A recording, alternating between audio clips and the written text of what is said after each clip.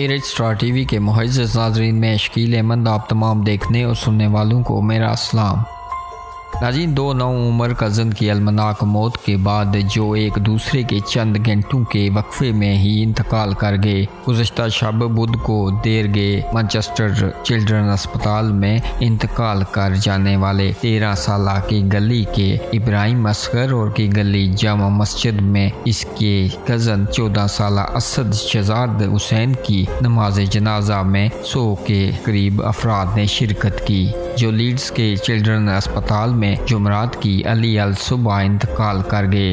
नाज़रीन, ज़फ़र अली जो इस खानदान को 50 साल से जानते थे ने कहा, ये एक इंतहाई अफसोसनाक वाक़या था। इटली कब्रिस्तान में जनाजा और तदफीन में रिश्तेदारों और दोस्तों की काफ़ी तादाद ने शिरकत की। ये भरा हुआ था, मस्जिद में कोई जगह नहीं थी। इन्होंने कहा तकरीबन 100 लोग होंगे। ये एक अफसोसनाक नुकसान था। लड़के बहुत छोटे थे, ये लड़के बहुत करीब थे और ख़ानदान बहुत करीब था। मेरा दिल इनके साथ है।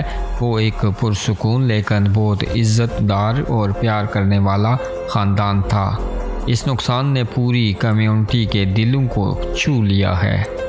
एक ख़ानदान में 2 बच्चों को खोना बहुत अफसोसनाक है। मुझे ख़ानदान के लिए अफसोस है। इसे ठीक होने में वक्त लगेगा, लेकिन हम सब ऐसे वक्तों में एक कम्युनिटी के तौर पर इकट्ठे होते हैं। नाज़रीन, मोहसिन हुसैन जो दोनों लड़कों के दूसरे कज़न हैं ने बताया कि बुध की रात इन्हें ख़ानदान के एक फ़र्द ने फ़ोन किया और वो मैनचेस्टर चिल्ड्रन अस्पताल गए, जहां रात 11 बजे के करीब नौजवान इब्राहिम का अलमनाक तौर पर इंतकाल हो गया। इसके बाद इसे और भी अफसोसनाक खबर के साथ कॉल मौसूल हुई कि असद सुबह 4 बजे लीड्स चिल्ड्रन अस्पताल में इंतकाल कर गए हैं।